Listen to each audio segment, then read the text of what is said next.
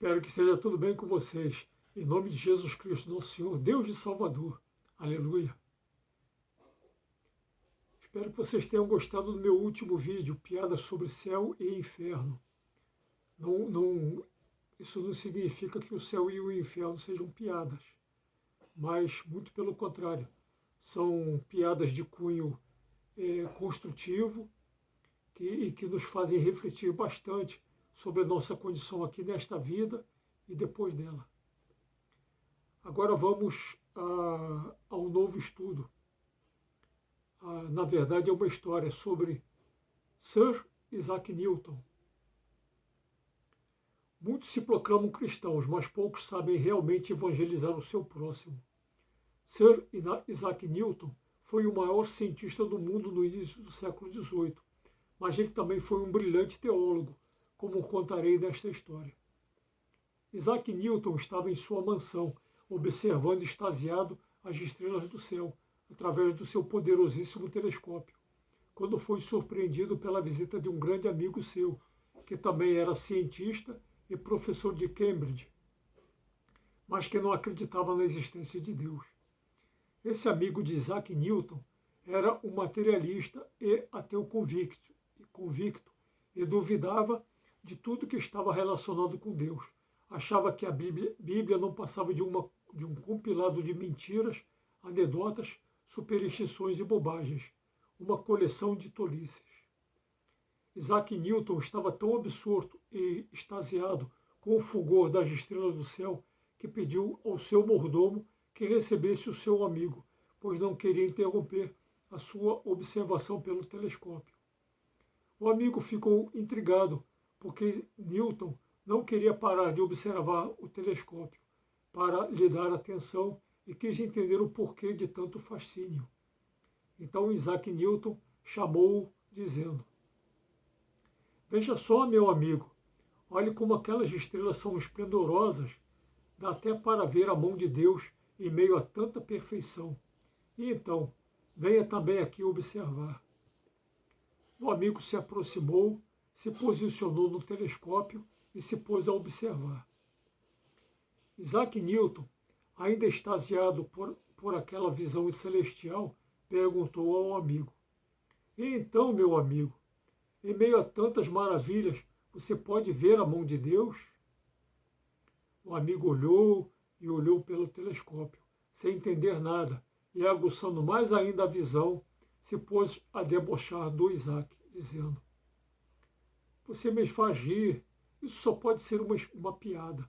Estou olhando bem, mas não consigo ver a mão de Deus, nem como ele é, como está vestido ou a cor das suas vestes."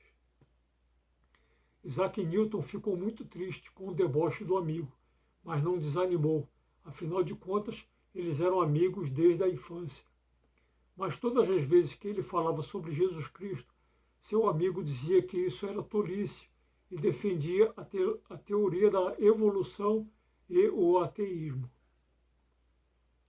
Isaac Newton ainda tentou argumentar com o amigo, dizendo que tamanha perfeição do universo, das estrelas, da natureza, somente poderia ter um Criador, mas o amigo continuou defendendo a evolução espontânea, que tudo surgiu do Big Bang, que viemos dos macacos, que o mundo surgiu do nada, que Deus é uma farsa, pois não podemos vê-lo, medi-lo e estudá-lo cientificamente.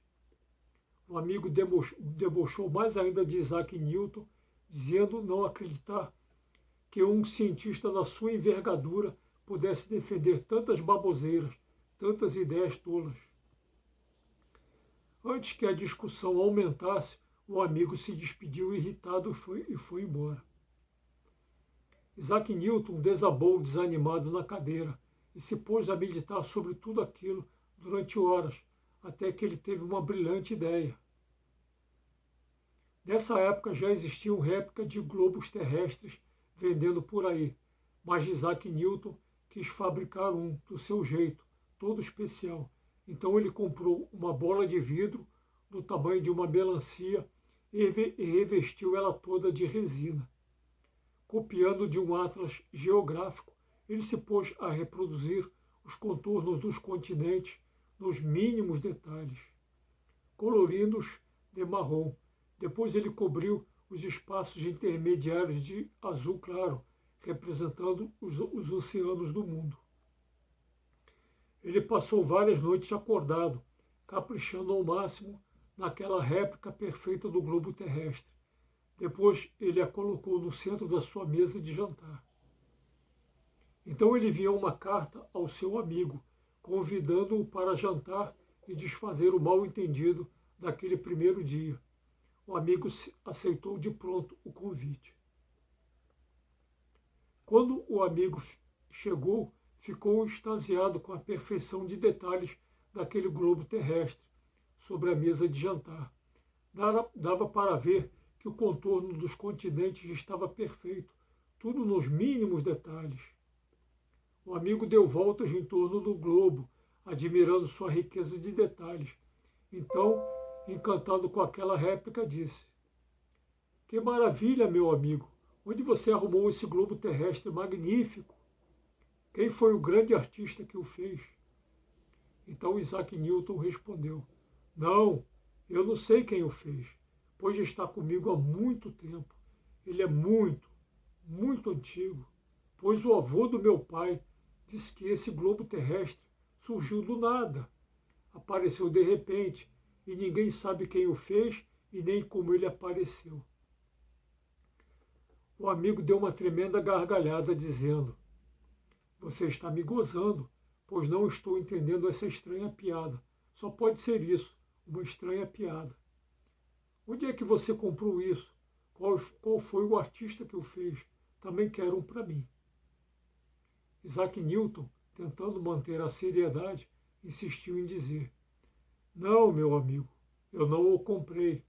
Meus ancestrais disseram que ele simplesmente apareceu, do nada, que ninguém sabe como é que ele surgiu."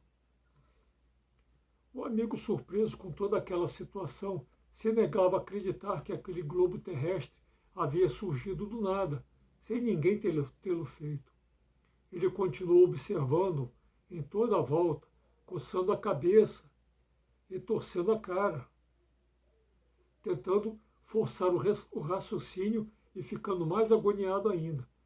E até pensou consigo mesmo que o amigo talvez estivesse lhe preparando uma pegadinha, uma armadilha, para se vingar da discussão que ambos tiveram dias atrás. Então Isaac Newton, percebendo o embaraço do amigo, lhe revelou o segredo.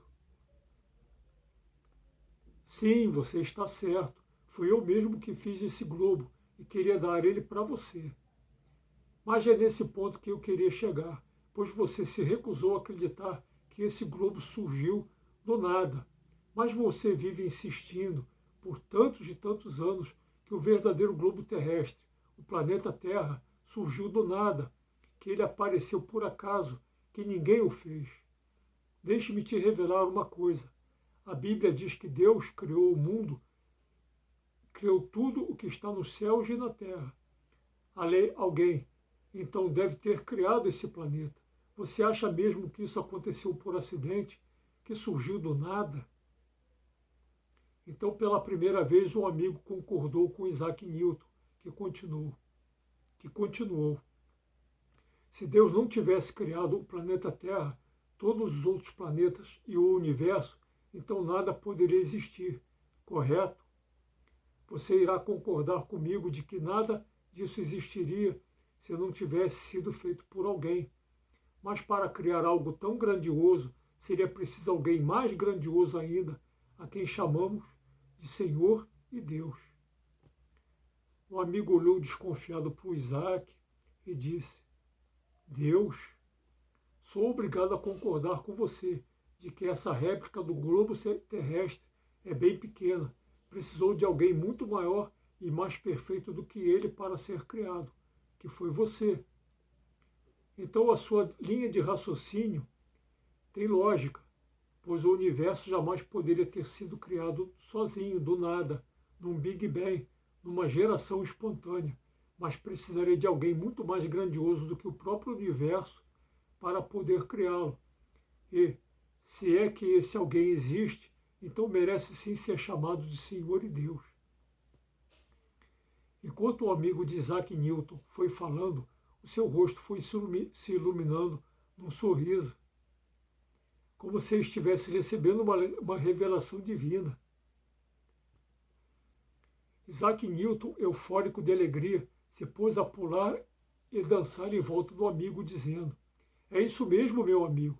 Somente Deus poderia ter criado o universo com as suas assombrosas maravilhas e perfeições, mas Deus não criou apenas o mundo, abandonando-o à própria sorte. Mas o Senhor Deus continua cuidando dele, atuando e regendo sobre tudo, todo o universo, inclusive sobre a terra, sobre toda a natureza, sobre todos, sobre eu e sobre você." Então Isaac Newton e o amigo ficaram conversando durante horas sobre Deus e a sua criação. Eles não perceberam as horas passarem, até que amanheceu o dia e Isaac Newton levou o seu amigo para a enorme varanda suspensa da sua mansão, onde puderam ver o nascer do sol, que gradativamente foi iluminando as montanhas, a cachoeira e inúmeras flores coloridas. Tudo isso acalentado por uma brisa suave e o canto de passarinhos voando para lá e para cá. Isaac Newton respirou profundamente, enchendo bem os pulmões, e disse: "Deus não apenas criou todo o universo, mas continua cuidando de tudo e de todos, como você pode ver. Mas é muito mais do que isso, pois Deus nos ama incondicionalmente, ao ponto de dar o seu único filho, o primeiro de toda a criação, o primogênito, o único em perfeição em toda a criação, o unigênito, tão amado, para sofrer e morrer por nós numa cruz para nos salvar, que é o Senhor Jesus Cristo." Você crê nisso agora? O amigo, finalmente percebendo a pequenez de sua alma, abaixou a cabeça, envergonhado por ter duvidado por tantos anos, mas ao mesmo tempo extasiado de alegria. Disse: "Agora creio." Olhando por essa nova perspectiva, por essa boa nova, sim, agora eu creio. Isaac Newton abriu a Bíblia para o amigo e ambos leram a passagem que diz, abre aspas, "Toda casa é edificada por alguém, mas o que edificou todas as coisas é Deus." Fecha aspas. Hebreus 3, 4. Mais uma vez o amigo olhou extasiado para Isaac Newton e disse: "É incrível como é que esta passagem bíblica se aplica ao que acabamos de vivenciar, ao que Deus acabou de nos revelar, provando assim que Deus existe e é perfeito, e a sua palavra também. Você me presenteou com a sua amizade e com o globo terrestre, e eu fiquei muito feliz com isso, mas não se compara com a felicidade que estou sentindo agora."